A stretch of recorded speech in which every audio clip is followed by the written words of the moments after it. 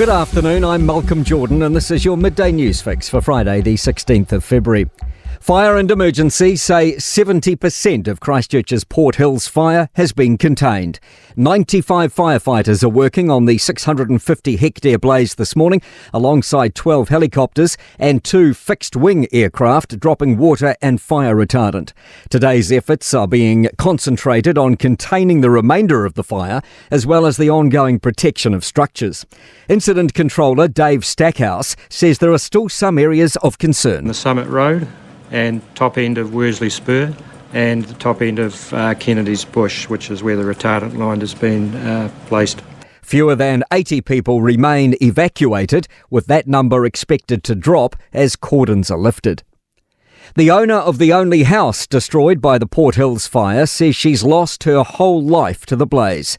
Anna Sparks' container home was on a family property on Worsley Road where the fire broke out. She was able to rescue 3 dogs, a goat, a cat and open up the alpaca paddock before 20-foot flames forced her away. Spark is hoping to find a house in town for now, but is hopeful she'll return back to the hills at some point.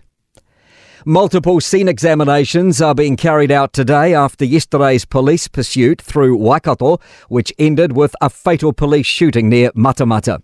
Police say they pursued an armed man in a stolen vehicle from central Hamilton to a home in Manawaru, where he allegedly threatened a parent and child he didn't know. The man was fatally shot. Newstalk ZB's Michael Sergel says police are continuing to piece together what happened and will be in contact with the man's family. Police say they'll be undertaking a formal identification process and the family will be provided with support. The country's health authority is promising to sort out its payroll as fast as it can. Some nurses are owed payouts after issues with holiday pay and leave going back to 2010. Azaria Howell has the latest. The nurses' unions frustrated over delays. In a statement, the health authority, now going by Health New Zealand Te Whatu Ora, says work's taking longer than anticipated and they understand how frustrating this is. It adds it's a huge, complex and painstaking task requiring specialist skills. Fresh concerns over the government asking public sector agencies, including police, to find cost savings. The Police Association sees cost cuts and increases to frontline staffing as diametrically opposed.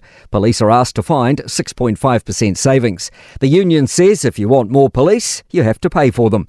President Chris Cahill says the vast majority of policing costs focuses on delivering for the public. The last thing you want is to start laying off police employees and then you have to have uniform officers doing backroom jobs. So they need to get that right.